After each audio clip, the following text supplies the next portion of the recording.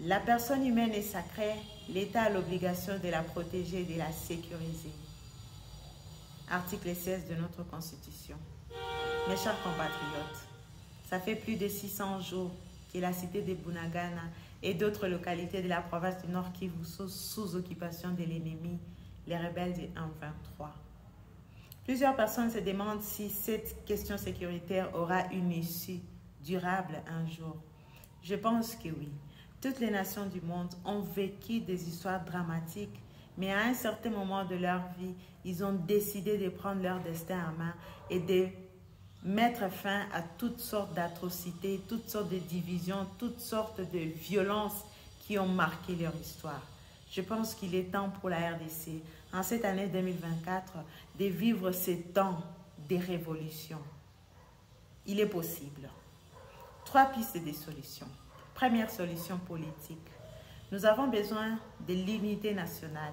Nous avons besoin de voir la classe politique soudée, unie, pour mettre ensemble les intelligences qui vont ramener la paix et la sécurité dans la partie orientale de la République démocratique du Congo.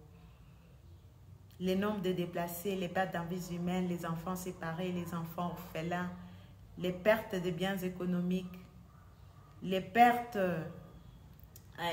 d'infrastructures collectives, tout cela doit interpeller.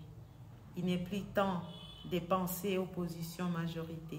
Il est temps de penser République démocratique du Congo, la nation que nous a légué les pères fondateurs Lumumba, Simon Kimbangu, Kimpavita, Laurent Kabila et j'en passe. Deuxième piste de solution diplomatique. Il est temps que nous puissions véritablement identifier nos alliés qui vont nous venir en aide, nos alliés des nations amies qui vont nous apporter leur soutien du point de vue militaire, du point de vue humanitaire et du point de vue stratégique. On en a besoin. On ne peut pas s'en sortir seul parce que la crise est devenue complexe. Plus de 3 décennies, on a besoin d'avoir des alliés qui sont concrets, des alliés qui sont authentiques et qui sont honnêtes. Troisième piste de solution militaire. Nos dirigeants, on a besoin que vous puissiez doter nos forces de sécurité de tous les moyens, de tous les équipements pour qu'ils puissent se dévouer à la cause de l'intérêt général. Ils ont pris l'engagement d'un soutien venant de votre part,